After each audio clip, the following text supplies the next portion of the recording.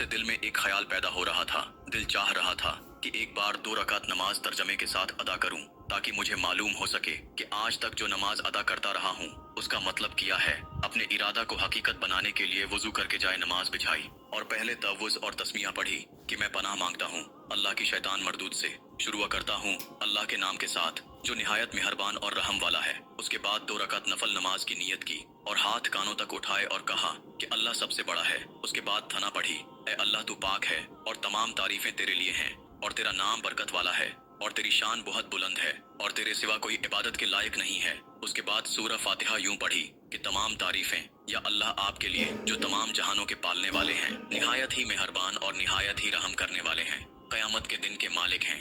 हम आपकी ही इबादत करते हैं और आपसे ही मदद मांगते हैं। हमें सीधा रास्ता दिखलाइए, उन लोगों का रास्ता जिन पर आपने इनाम किया, न उन लोगों का जिन पर आप गुस्सा हुए और न गुमराहों का।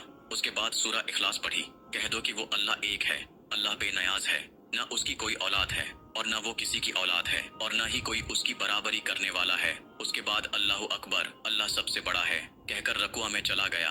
रकुआ में 3 बार ये तस्बीह पढ़ी, पाक है मेरा रब बड़ी अजमत वाला, पाक है मेरा रब बड़ी अजमत वाला है, पाक है मेरा रब बड़ी अजमत वाला। उसके बाद ये पढ़ते हुए खड़ा हुआ। सुन ली अल्लाह ने जिसने उसकी तारीफ की। खड़े होकर पढ़ा, ऐ हमारे रब तमाम तारीफें आपके लिए ही हैं। उसके बाद अल्लाहु अकबर, अल्लाह सबसे बड़ा है पढ़कर सजदे में चला गया और सजदे में ये 3 तस्बीहात पढ़े, पाक है मेरा रब बड़ी शान वाला, पाक है मेरा रब बड़ी शान वाला, पाक है मेरा रब बड़ी शान वाला। अब दूसरी रकात भी इसी तरह अदा करने के बाद दूसरे सजदे के बाद तशाहुद में बैठ गया और अब ये पढ़ा, तमाम कौली और बदनी इबादतें सिर्फ अल्लाह के लिए हैं।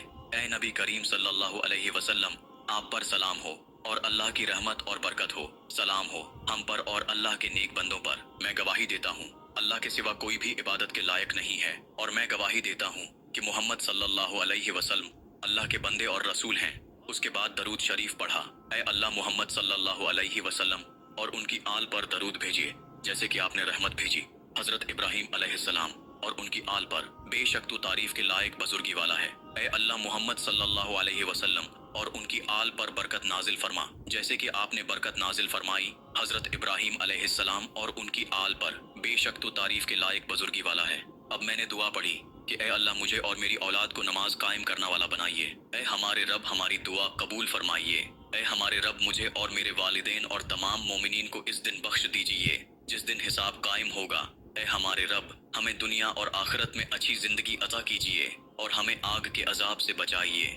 उसके बाद दोनों कंधों पर मौजूद फरिश्तों को सलाम किया।